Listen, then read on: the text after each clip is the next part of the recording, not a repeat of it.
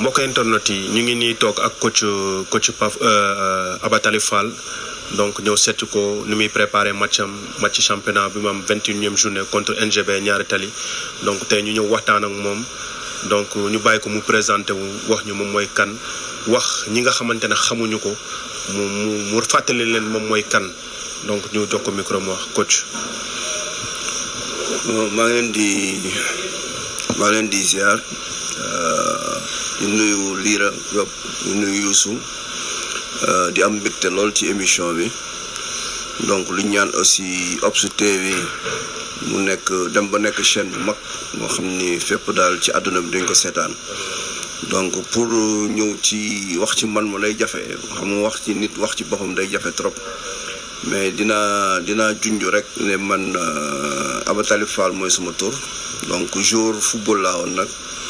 parce que joué naa Douane presque fa laa defee sama carrière yëpp parce que fa laa defee junior senior en 93 donc bi ma nekkee junior ci lañ ma surclassé en senior ci laa commencé jouer ba 97 donc ci laa am contrat dem Arabie Saoudite donc bi mu ñëwaatee aussi Sénégal Arabie Saoudite boobu moo fa joué def naa fa 3 ans après blessure la am ñibbisi fii ci laa xam Port parce que Sénégal ñaari équipe rek laa fi joué muy Douane ak Port donc mooy joué Port aussi yàgguma fi parce que 1 an rek laa defaat aussi gagné fi coupe du Sénégal contre AS Saloum après aussi ci laa tukkiwaat demaat Arabie Saoudite après moo demee Arabie Saoudite joué naa aussi Oman joué naa aussi Singapour donc sama carrière yëpp presque Asie laa ko defee donc bi ma ñibbisee aussi muy jouaat 2 ans AS Douane comme que mooy sama club de cœur après ci laa raccroché pour nekk entraîneur donc depuis 2005 2006 aussi maa ngi entraîné donc jaar naa ci club yu bëri entraîné naa équipe yu bëri fii Sénégal Ligue Pro entre Ligue 1 Ligue 2 donc mën nañ ci citer Renaissance mën nañ ci citer Teungueth FC Wakam Sonacos donc entraîné naa 9 équipes daal en Ligue Pro jamono Fatick tey jii maa leen jëlee national yóbbu leen Ligue 2 donc xam naa daal entre Ligue 1 Ligue 2 entraîné naa ci 9 équipes waaye donc kooku mooy Abatali Fall donc sama parcours mooy loolu. donc comme ni ngeen ko déggee ni mu ko expliqué muy parcours bu exceptionnel ci en tant que footballeur tey en tant que entraîneur tamit mu ngi def liggéey bu am solo te ñu bëri xamuñu ko tànk bu dul ñi nga xamante ne ñoom ñooy acteurs football yi donc xëy na ñoo ko xam tey nag ñu ñëwoon seet ko pour ñu waxtaan ak moom donc wax nañ leen jaar-jaaram tey nag ñu dugg waxtaan ak moom tey coach bi nga nekkee en tant que coach tey ba tey yan satisfaction nga am ci footballu Sénégal ak yan regret nga am ci footballu Sénégal lan moo dox ak lan moo doxul. bon satisfaction yi ñu ci am surtout mooy déjà passion bi parce que à bas âge moo dugg ci football xamoo leneen lu dul football donc passion la donc wutuñu ci leneen lu dul passion bi parce que boo xoolee football Sénégal amul xaalis. mënuñu la fay ba nga xam ni saison mën na jeex tey jii nga dem ci benn concessionnaire de voiture pour jënd fa oto wala nga dem ci benn promoteur immobilier ne ko kat kër laa bëgg donc loolu amul ci football Sénégal donc satisfaction bi mooy passion bi ngay am ak jeunes joueurs yi ngay defar tey jii ba ñu mën a génn dëkk bi nga leen di gis en Europe ñuy jouer donc satisfaction yi foofu la mën a nekk donc kii moom bëri na lu mu tudd lu négatif yi bëri na parce que boo xoolee aussi sunu football bi surtout local bi doxul boo gisee sunu dirigeant dañu focaliser wu trop ci équipe nationale A bi donc bàyyiwuñu xel trop ci football local bi nañ la koy soxalee ba nga xam dina mën a rivaliser ak yeneen championnat yi tey jii boo jëlee les 12 meilleurs championnats local en Afrique Sénégal bokk ci te pourtant dañ ne championnat professionnel la ñuy joué xam nga loolu rek moo lay wan ni mal donne bi. Donc il faut que ñu gën a concentré wu ci suñu football bi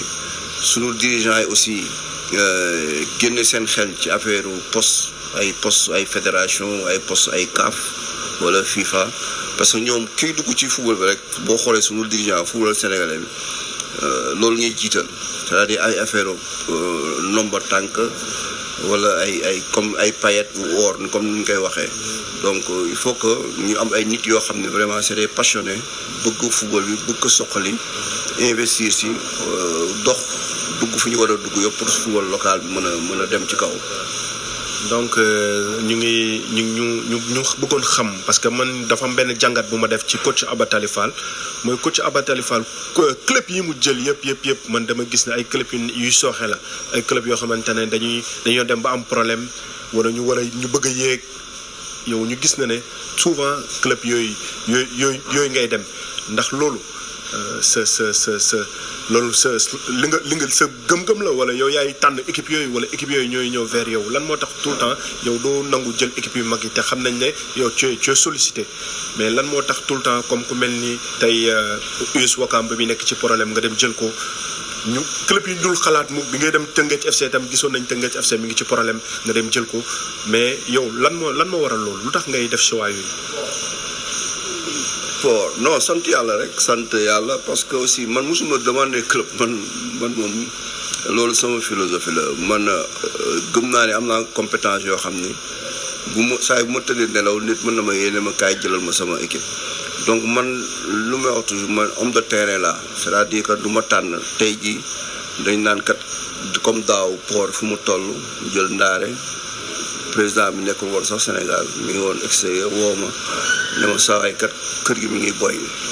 loolu foog nga dem jàpp ci te boobu jëloon naa recul tuuti sax ne damay créer sama centre bopp ba commencé voilà ba ñu commencé entraîner camp Abdou Diassé donc mënoo tey jii ñu solliciter la noonu nga bañ ko alors que yow tu es un passionné entraîneur nga homme de terrain nga et puis challenge la maanaam kat port nii liggéey la donc boo liggéeyee rek mën nga ci am ndam donc dama naan man toujours dans ma tête dama naan affaire liggéey laay jiital donc danga naan lii boo ci liggéeyee parce que xam nañu fi yoon wi pour defar équipe pour tàggat équipe muy méthodologie de l'entraînement maîtriser nañ ko ba nga xam ni équipe bu ñu ko joxee dinañ ko mën a teg ci yoon. Bon lii ni problème bi souvent aussi boo xoolee dans les clubs mooy cadre bi c'est-à-dire que tey jii boo jëlee équipe yu bëri fii Sénégal boo xoolee bopp bi mooy baax parce que bopp bi souvent mooy indi moyens yi mooy joxe xaalisam mais ñi koy ñuy wër bopp bi souvent loolu mooy problème mu équipe yi boo demee ñaari tali boo demee Tëngéej boo demee Wakam c'est ça di nga am président bu baax boo xam ni di ngeen mën a liggéey mais souvent ñiy topp ci moom nekk ci alentour rek ñoom ñooy yàqkat yi ñooy yàq donc boo ñëwee yow en tant qu'entraîneur bëgg defar sax ñoom ñoo lay xatal waaw. ñu gis ne aussi tamit ci choix wu club yi ngay def ñu gis ne tamit tout le temps yàlla dala ci defal ndam waaw tout le temps équipe yi ngay jël des fois dañuy nekk ci ay problème difficulté tey yow port fi nga ko jëlee kenn xalaatul woon ne di nga ko fa génne tey port waroon wàcc daaw nga yëkkati ko tey port moom départ bu doy waar duñ la gagné mais gagné woo nga am ay match nul yu bari tey ku seetaan sa équipe mu joué day xam ne port am nañ jeu am nañ fond de jeu am na ku am doole ku nekk seen ginnaaw lan mooy secret bi. Bon moo sant yàlla rek affaire bi moom comme ni ma la ko waxee léegi rek liggéey la rek c'est-à-dire que da ngay gëm sa bopp d'abord man du ma wax benn président jël ma wala du ma mës a topp benn nit topp ci ginnaawam parce que man doomu aadama la ñun ñëpp ay doomu aadama borom bi moo ñu sàkk donc ku nekk rek am na lu yàlla lu mu teg sa loxo donc gëm-gëm la. Donc équipe yi ngay wax noonu donc dañ ciy sant yàlla tey jii boo jëlee exemple bi mooy port tey jii moom lay wax sama joueurs yi souvent tey jii ñoo ngi 21e journée mais boo xoolee ci 20 matchs yi amul benn équipe bu ñu dominé à part benn match aller ñu ngi joué ak Jamono Fatick sur 24 minutes sama équipe ci la doogay souffrir ci 24 minutes senti naa ni man mi sur le plan tactique am naa problème ak équipe mais bi ñu rectifié tamit gis nañu changement donc sur 20 journées yi man équipe musuma ci sonal ba nga xam ni dinaa ni man mi war naa changer sama méthode d'entraînement wala sama approche match donc loolu aussi dañ koy santé yàlla parce que ñun football rek lañ xam amuñu beneen métier ba pare ñoo ngi ci bëgg yàgg nag boo xoolee bon def naa 14 ans comme footballeur maa ngi ci sama 16e année comme entraîneur donc c'est 30 ans tey ji boo ko dindee samay at dara du ci des xam nga voilà donc moom lañu xam moom lañu maîtriser football. donc moom li muy wax man mën naa ci seede parce que en tant que joueur man yor na ma donc xam naa ne c'est un tacticien nit la koo xamante ne kuy liggéey la koo xamante ne par exemple bu ñëwee dem moom bokkul ak coach yi nga xamante ne dañuy dem nelaw ba suba ñëw ne leen tegal lii tegal lee moom ay entraînement daf koy préparer tey man am naa ci sax ay joueurs yoo xamante ne wax nañ ma ne ma coach Aba Talib Fall moom day pare matcham pendant une semaine boo xamante ne ñi war a football dañuy xam ne man match bi dama ciy bokk damay jouer parce que day préparer matcham coach buy préparer matcham la tey kii mën naa ne homme de l'ombre la tey Sénégal yëpp war nañu xam kan mooy coach Aba Talib Fall waaw Sénégal yëpp war nañu xam kan mooy coach Aba Talib Fall donc comme tey ñu ngi nii dem ci 21e journée bi kon ñu ànd ak moom xool lu muy préparer matcham contre NGB ñu ànd ak moom dem stade xool échauffement bi xool lu muy coacher ñu wan ne leen ko ci sur 100% foot ak coach Aba Talib Fall.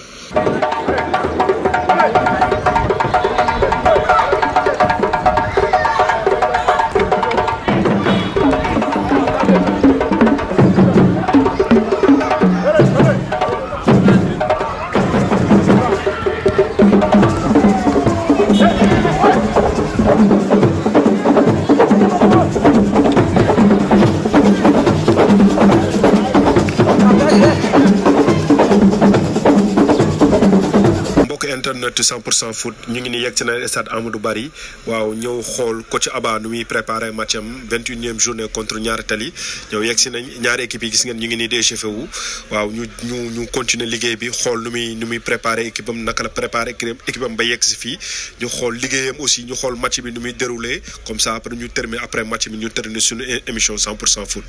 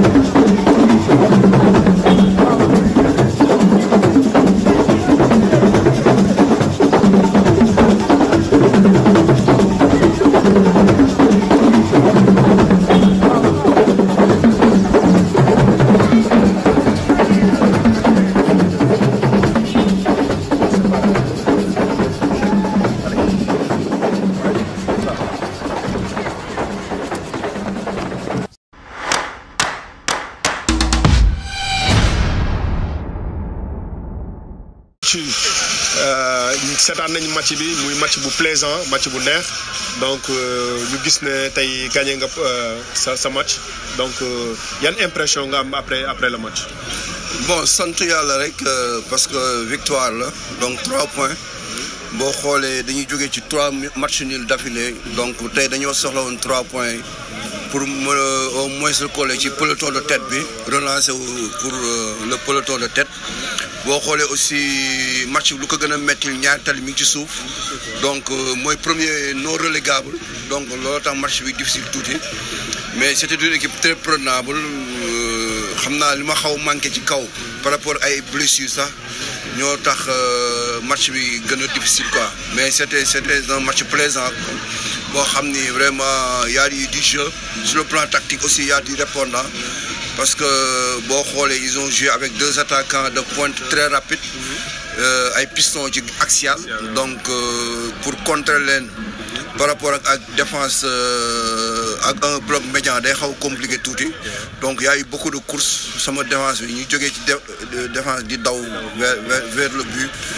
donc loolu moo xaw a metti match bi mais sinon c'était plaisant et puis on a dominé surtout en deuxième période l'équipe. ñu gis équipe Port bu discipliné tactiquement ñu gis ne ñu jeu bi am na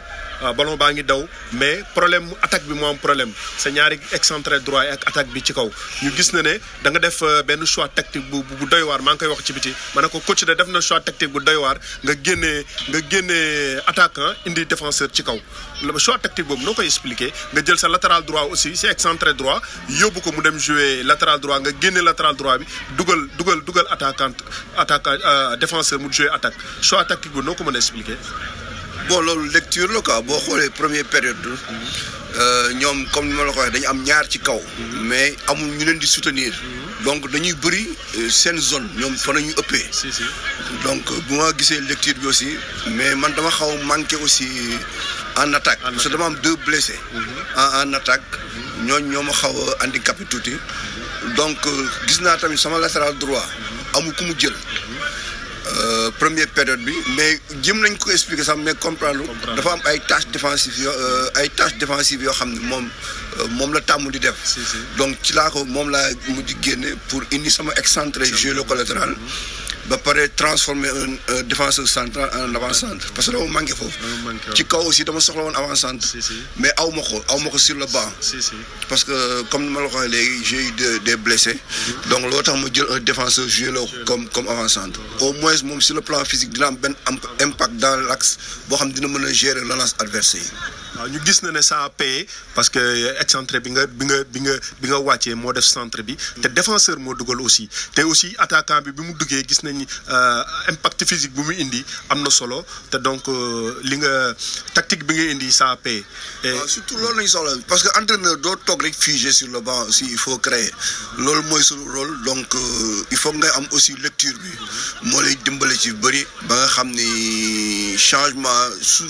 jour yi souvent dama leen koy wax. dama leen solution bi si banc la mën a jógee donc rester concentré xam ni saa yi bu ñu leen soxlaa rek da nga war a ñëw pour def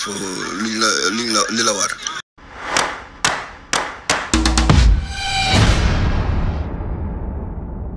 mbokk internet yi ñu ngi nii taxaw ak coach El Hadj Malick Ndiaye bu port autonome de Dakar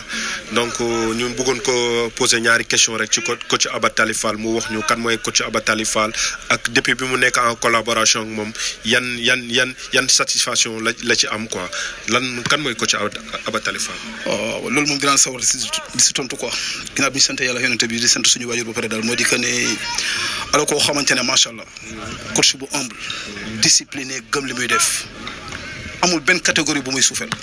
ni cadet junior tout le monde ñëpp la yemale chaque jour il est devant chaque jour buy metti lu mën taxaw damay dem boo koy wax ne ko yow xanaa doo nit doo nelaw xanaa di chaque jour day moo comme ça parce que dafa raar suñu jamono léegi entraîneur boo xamante ne xoolul ne dañ ma dénk ay senior parce que moom lan lay wax équipe bi yëpp ligne bi yëpp cadet junior senior donc te alors entraîneur boo xamante ne wallaahi c'est un entraîneur moderne très moderne vraiment. donc bi ngay liggéey ak moom ba léegi tey rëccu woo ko te gis nañ yéen ñaar depuis ESO ngeen tàmbalee ba ñëw tey port tey lan moo waral lan moo tissé amitié boobu entre yéen. xam nga nit ki boo leen nekkee mu ëppale ay diplôme ga te wanu la loolu jaayu la maa la raw maa la ëpp diplôme depuis ma yor Wakam junior cadet moom mu ñëw yor fa senior da doon ñëw fekk sama entraînement seetaan ba pare jël ay jours yu ma yor junior jëleen di la léegal en senior kon kooku mu ngi naw sa liggéey am na fu mu la teg. du question rendre la monnaie mais dama la wax ni dafa jafe suñu dëkk bi fi ñu taxul nii parce que entraîneur yëpp koo si wax rek pour moom sax amul jotu xool ay junior nii ay cadet moom depuis Wakam ba léegi nii baral nii man Kaolack laa nekkoon ça fait 2 ans bi ñu waxee moom ma indiwaat fii donc peut-être moom am na loo xamante ne vraiment cofeel bu ñu amante ñu ñaar am na lu ñu gëmante ba man nekk di liggéey parce que liggéey ma sama liggéey dafa bari trop ay similitudes lu ñu nuroo loo xamante ne vraiment alors koo xam ne mën naa liggéey moom ba kër ba may dee parce que aw ma si benn regret vraiment mën naa liggéey moom à tout moment vraiment macha allah donc loolu mu doon lu rafet tey benn collaborateur Aba tey ñëw wax bu rafet bi day montré ne que nit ku baax la nit ku ëmb la ku neex a liggéeyal la. ñu ngi nii ak docteur Kane di membre ci staffu Aba Talib Fall donc ñu bëggoon ko laaj mu def tuuti benn témoignage rek ci coach Aba Talib Fall donc bu muy liggéey ak moom boobu ak léegi lan la gis ci moom ak lan ndaxam liggéey ba muy liggéey ak moom ndax am na avancement ou pas.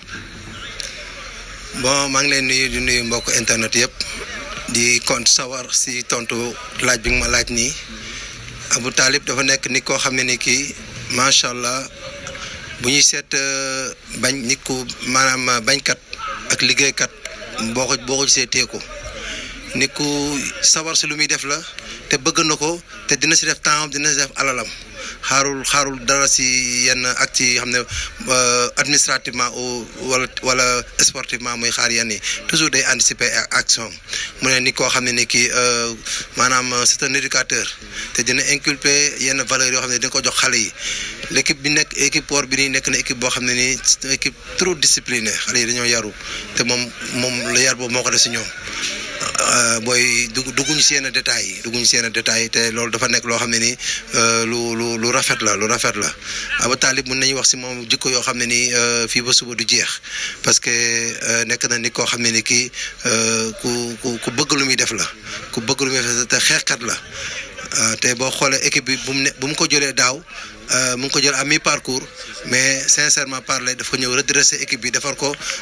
teg ko si raay ren encore mu ñëw début bi amoon nañu ay jafe-jafe yu métti trop yu métti mais découragé wul bàyyiwul xàddiwul toujours rek mu ngi liggéey dans l'ombre di liggéey si suuf di gérer te lu ma si gën a neex si moom mooy xeebul conseil yu kenn man dañuy gérer machine yi ma ñibbi sama kër toog dinaa ko woo coach alors ça va mais coach tey lii ak lii bu ñu ko defaree est-ce que du gën a baax mënuma kan di effectivement docteur loolu laa bëgg sa xalaat rafet na dina xalaat naa si mais dinaa si liggéey loolu dafa nekk loo xam ne nii c'est pas donné à n'importe qui maanaam tey ji entraîneur dañ naan la yow médical nga yamal si médical bi affaire yooyu mais à chaque fois bu amee jour boo xam ne am na jafe-jafe mu ne coach booy bi na xaar waay match bi ñëw bu ko boole si groupe bi effectivement dafa may jox dëgg te da koy appliquer li ma wax te waaw confiance boobu ak maanaam complicité boobu ñuy liggéey entre médical ak coach moom mu ngi koy appliquer quoi mu ngi koy cër bi joxe na ko daal macha allah. ay témoignages yu rafet yu ñuy témoigner coach Aba Talib Fall fii lay xewee ci 100% foot ak Obs TV. ñu ngi fii ci toujours ci 100% foot donc ak Alexandre Cheikh Deme donc milieu défensif bu port autonome de Dakar après match bi Cheikh ñu ñëwoon jox le micro tey ñëwoon seet ci coach Aba Talib def ak moom émission 100% foot tey yan impression nga am lan nga ñu mën a wax ci coach Aba Talib. waaw lu mu mën a wax rek mooy moom dañ koy sant di ko gërëm quoi waaw mën naa ne c'est pas la première fois mooy yor na ma 3 ans bi may njëkk a nekk Renaissance moom fa yóbbu xam nga muy coach boo xam ne ku bëgg liggéey la gëm tamit lu muy def waaw ku bëgg liggéey la gëm lu muy def quoi moo tax moom saa yu ñu woowee rek dañuy sawar a ñëw quoi waaw dañuy sawar a ñëw trop. waaw ñu gis ne boo xoolee équipe port ossature équipe port bi ay homme de confiance Aba Talib la ay joueurs yoo xamante ne dafa leen tàmm yor ñoom la indi fii tey pour ñoom la indi ci club bi tey boo xoolee équipe bi ñi ci ëpp lu mat 4 ans 5 ans ci ginnaaw Aba Talib mi ngi leen di yor tey nga bokk ci ñooñu tey lan nga mën a wax naka nga def ba Aba Talib am confiance boobu ci yow. waaw xam nga mën naa ne sax moom bi may njëkk a woo sax mën naa ne ci nawetaan Liberté 4 damaa jékki rek mu woo ma téléphone boole ma ak moom ma dem par la suite xam nga xëy na am na lu mu gis ci man ba tey mu téewoon ma ba après bi mu fa jógee sax fu mu dem tamit yóbbu ma waaw xanaa di ko delloo confiance boobu noonu rek waaw boo seetee nag mën naa ne continuité la quoi xëy na peut-être ñu mu yóbbu ñoom la gën a mën a liggéeyal wala ñoom xam nga adopté nañ ci système am xam naa peut-être loolu moo tax quoi waaw. waaw c'est impression ci match tey bi seen victoire tey ngeen indaale victoire lan moo nekkoon consigne tey bi lan ngeen indaale tey. waaw consigne yi nag moo nekkoon tey victoire la quoi 3 points yàlla mi dara teewul may nañu victoire dañ koy sant yàlla bu baax waaw match bu metti la nag parce que boo seetlee ñaata si ginnaaw la nekk waaw day bañ a wàcc quoi moo tax match bu métti la mais di ko sante yàlla rek waaw ci ndam li quoi. waaw ñu gis match bu tactique équipe port bu tactique équipe port bu discipliné ñu gis ne équipe port bi dafa joueuse waaw dañu ni teg bal bi amul dégâts da ngeen di teg bal bi joué donc yéen loolu mooy seen identité. waaw loolu mooy suñu identité moom ñun moom équipe bi joueur yi boo seetee sax xëy na peut-être sax fii sax des fois am na nu muy demee quoi mais boo ñëwoon entraînement di nga gis ne équipe bi waaw parce que nekkul tamit ay joueurs yu ndaw ñoo fa nekk quoi boo seetee am na joueurs yoo xam ne ni jaar nañ ci équipe Ligue 1 ñii ay Douane ñii ay Dakar Sacré-Cœur waaw moo tax xam bal bi day daw quoi te mën nañ ne coach bi tamit xam nga loolu la liggéey quoi waaw loolu la liggéey. lan mooy say ambition personnelle par rapport ak football fan nga bëgg a yegg ci football say ambition. waaw football moom ñëpp xam nañ ni moom képp kuy football rek yaa ngi rêvé doon professionnel waaw doon professionnel jouer équipe nationale loolu mooy suñu rêve dimbale suñuy waajur rek suñuy am di jàmm ak ñëpp waaw di ñaan yàlla rek yàlla mottali lépp waaw incha allah. donc di la remercier Cheikh et bon courage yàlla mottali rêve yi donc ñu bàyyi la nga dem Verchères.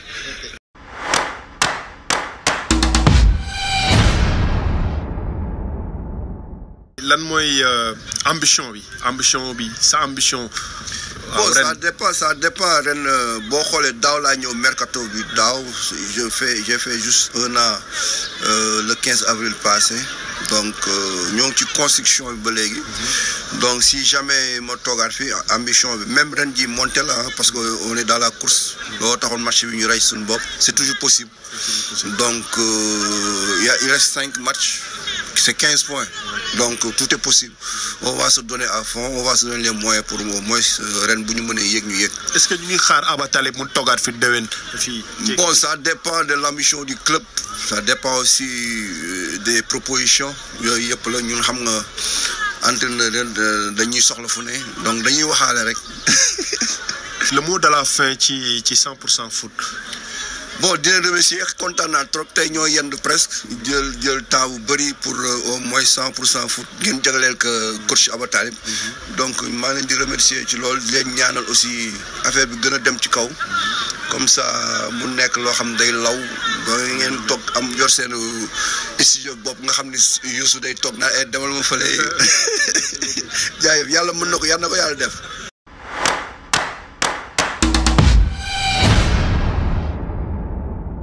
mbokk internet yi comme ni ñu leen ko promettroon ci début bi ñu ngi fii ci stade Amadou Barry ci diggante Port ak NGB ñaari tali ñëwoon ànd ak coach Aba Talib suñu 3e numéro 100% foot donc ñëw nañ ànd ak jóg ak moom regroupement jóge seet si ko xool nu mu préparé match am ànd ak moom ñëw stade mu joué ñu xool nu muy coaché et tout wan leen lépp kan mooy coach Aba Talib Fall tey mu joué kon ñu seetaan match bu neex entre NGB ñaari tali ak Port Autonome de Dakar Port Autonome de Dakar moo mujjee gagné match bi di leen féliciter di leen encourager NGB ñaari tali tey lii lañ leen indiloon ci 100% foot sur Obs TV mbokk yi ñu ngi leen di jox dig daje dans 15 jours ci beneen numéro.